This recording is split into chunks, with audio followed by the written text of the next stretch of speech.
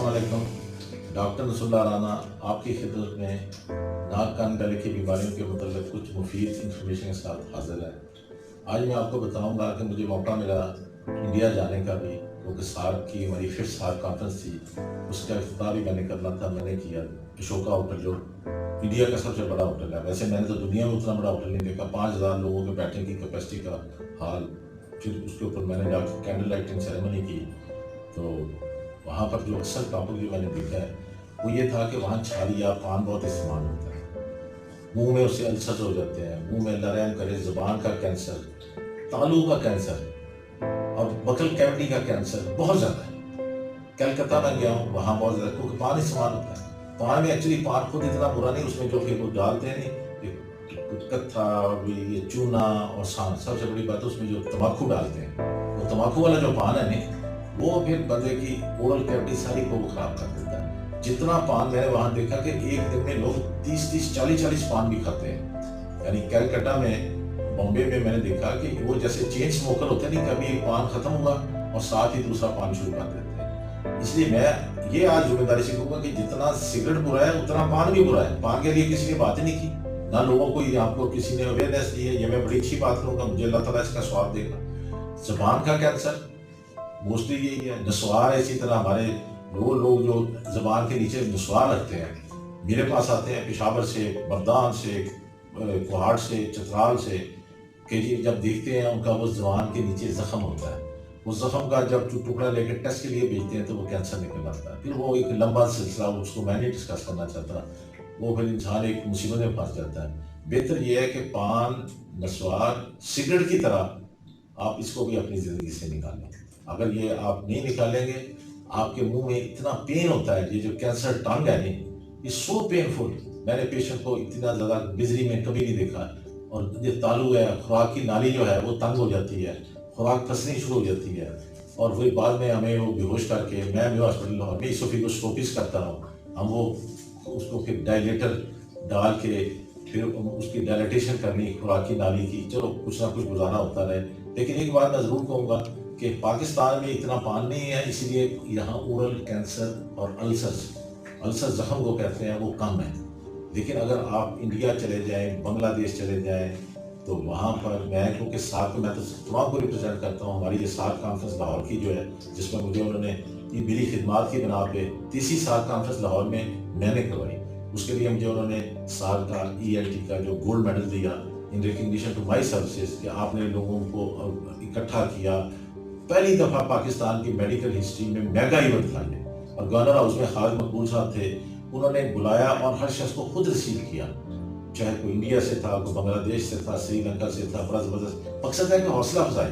जैसे मैंने पहली कॉन्फ्रेंस पाकिस्तान में 1981 में जब ज़ियाउल हक साहब से मैं मिला हूँ, तो मैं वो कॉन्फ्रेंस पे आए तो उन्होंने कहा भी मैं इसलिए आया, मैं कोई ENT का डॉक्टर नहीं, ताकि लोगों को थोड़ा सा इसकी अवेयरनेस, मीडिया आ जाए, चीज़ें आ जाए। जब प्रेसिडेंट नहीं थे, चीफ मार्शल एडमिनिस्ट्रेटर नहीं थे पाकिस्तान के, वो प्रेसिडेंट सब कुछ उनके पास था, प्रेसिडेंट, प्राइम मिनिस्टर, सब कुछ। He was the first man, the last man. उन्होंने कहा कि मैं सिर्फ आपकी स्पेशलिटी को उठाने के लिए पाकिस्तान में, क्योंकि अब पहली दफ़ा कॉन्फ्रेंस हो रही है, the first national ENT conference, बल्कि उन्होंने मुझे ये भी कहा कि पाकिस्तान तो 47 में बना था। मेरी उनके साथ प्रेसिडेंट हाउस इस्लामाबाद में 1 घंटे की मुलाकात हुई थी, 8 मई 1981। जब मेरी मुलाकात कि पाकिस्तान तो 81 में आप करवा रहे हैं, पाकिस्तान तो 47 में बनना था। तो मैंने कहा चलो जब भी आप अच्छा काम शुरू कर दें, वो हंस पड़े, वो कहते मैं आऊँगा ज़रूर। वो स्पेशल आए वहाँ से, इस्लामाबाद से, उनका जहाज़ एयरपोर्ट पे उतरा, दे केम टू हिल्टन, ये उसको हिल्टन होटल कहलाता था आजकल, जिसको हवारी कहते हैं, और 10 मिनट का उनका टाइम था, उन्होंने 1.5 घंटा उन्होंने उनको वे ही स्पोक, उसने लोगों को उजागर किया कि यार सेहत के लिए भी आप अपना कुछ थोड़ा सा टाइम निकालिए। हर वक्त एंटरटेनमेंट, हर तरफ ड्रामे, यार कोई बुरी बात नहीं है, लेकिन आपको इतना पता होना चाहिए कि ठंडा पानी, अभी गरम गरम खाना खाया, ऊपर से दरल करके अपने आइसक्रीम खा लिए, खाना तो खराब हो गई। उन्होंने बड़ा अच्छा हमें पैट्रनाइज किया। इसी तरह खालिद मकबूल साहब का मैं मशहूर हूँ कि उन्होंने गवर्नर हाउस में जिस तरीके से, तो तमाम जो डेलीगेट्स थे जो बांग्लादेश, इंडिया, श्रीलंका से आए, दे वेंट वेरी हैप्पी कि यार यहाँ तो इतने अच्छे लोग हैं, इतने सपोर्टिव लोग हैं, कि उन्होंने हमें कुछ एहसास दिलाया कि हम मिल बैठ के मेडिकल के शोबे में आपस में ताउन करें। हमारे मसाइल एक ही जैसे हैं, जैसे दिल्ली में जो बीमारी है वही लाहौर में है, تو اس لیے اس کے اوپر ہم کام کریں. یہ میں آپ کو پھر فیکٹ بتاتا ہوں. یہ سال کام سے جو تھرڈ تھی، اس میں پہلی دفعہ کانوں کے ڈسچارج، ناک کو ٹاپک تو یہ ہے، ناک کی ہڈی اگر بڑی ہے تو اس کو ٹھیک ہونا چاہیے. نہیں ٹھیک کریں گے ناک کی، اگر اب تو ینگر ایج میں بھی کر دیتے ہیں سیپٹوپلاسٹی جو ہے، we do in the younger age group. اب رہ گئے جہاں تک زبان کے السر کی بات ہے، زبان کے اوپر تو میری بات سننا، آپ کو میں بتا ہی نہیں سکتا کہ جن کے السر بن جاتے ہیں سمپل ڈائبٹیز سے بن جاتے ہیں، جن کو شوگر بڑی ہوتی ہے ان کا ٹیسٹ ہی خراب ہو جاتا ہے. بلکہ میں نے جب دیکھا ہے کہ یہ زیادہ تر بے شمار لوگ آئے ہیں، جب کورونا کے بھی آئے تو کہتے ہیں جی ہماری ٹیسٹ ہی ختم ہو گئی.